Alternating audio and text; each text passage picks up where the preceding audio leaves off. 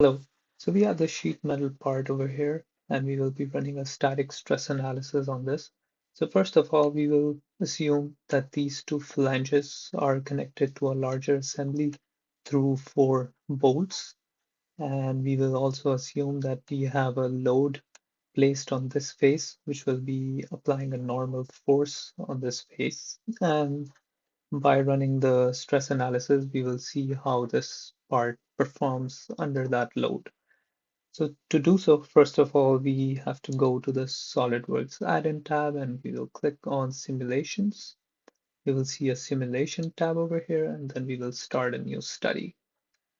So here we will see a lot of features depending on what kind of SolidWorks package we have. We will see the available features accordingly. We'll go for the static one and press OK.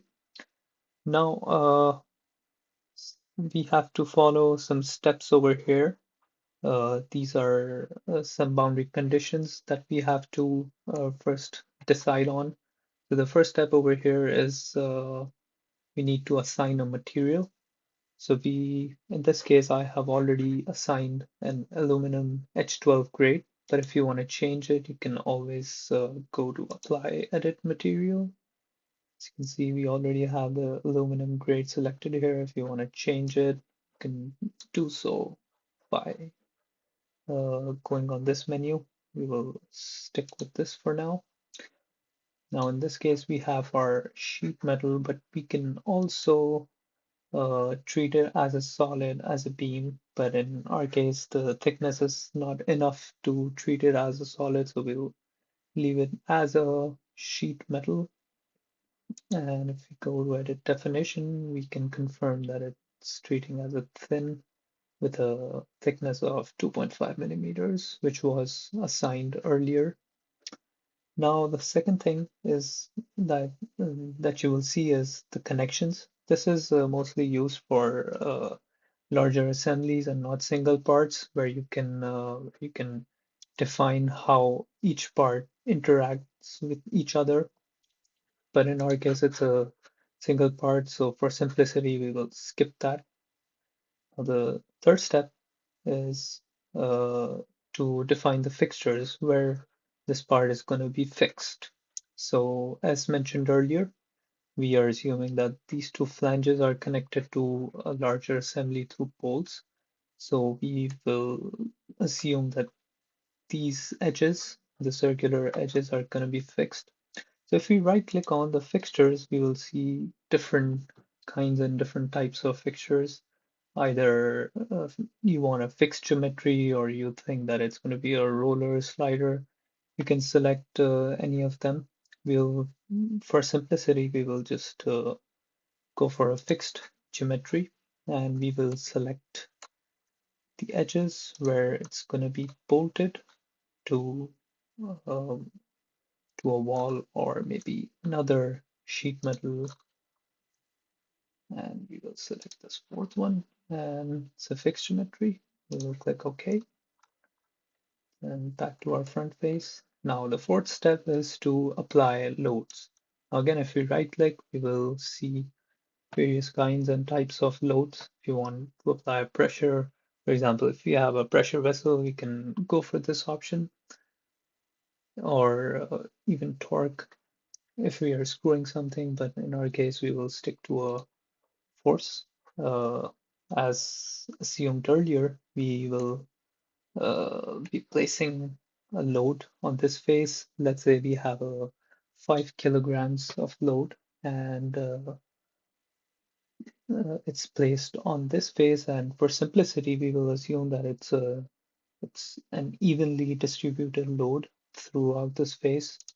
So we will select it and we we will check the normal force. If you want to change the direction, we can go for a selected direction, and then here we can, for example, choose the y-axis, and the load is going to be along this face. For example, if you want to test it for shear force, you can do so, but here we will stick to the normal force. We can apply a load of 5,000 Newton. So that's roughly a 5 kilogram load placed on this face would give you a load of 5,000 Newton. We'll click OK. Then the fifth step is the mesh. So SolidWorks does this part automatically, but if you still feel the need to play around or change some details over here, we can right click and we can create mesh. And here you can see we can change the element size on how coarse or fine do we want it.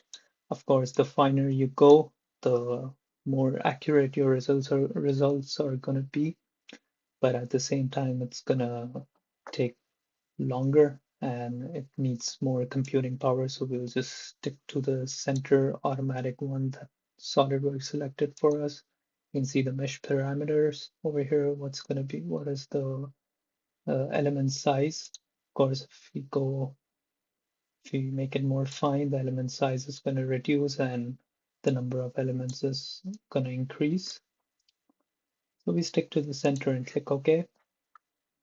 Now it creates a mesh for us. Here we can see how the elements look. It's fine enough. Now we have completed all the steps, all the boundary conditions are defined. We will run the study. And here we get a result for the stresses and displacements. So here we firstly we'll look at the stresses applied. We get a scale. This is the maximum amount of stress that we can see, the minimum over here. And we can also look at the locations and the zones. So if we want to find the red zone, the zone where we experience the maximum stress on our sheet metal, we can see it's over here. And we also get a value for our yield strength of our material. And technically in this case, this is not a very good design because our maximum stresses are exceeding the yield strength value. And similarly, we can see the displacements over here, how it displaces, again, maximum and minimum values. It's very obvious from the simulated results that at the center here we get the most amount of bending, hence the maximum displacement. Again, this is a very exaggerated version. You can see the displacements are the values are very small. Now there's one thing that we can also look at over here in our stress results is that if we go to settings and you go to definition, you see here it's selected as tops. So since it's a sheet metal, we will be getting a tensile stress and a compressive stress. So since this is selected as top, we will go to bottom and select OK. Now we are seeing the forces that are on the bottom side of the sheet metal, which would be either compressive or tensile, depending on our case. So that's our whole stress analysis in a very simple way. If you want to generate a report of this whole FEA analysis that we performed, we can do so. And by clicking on publish, it will give us a Word document and we can further analyze this part. So thank you.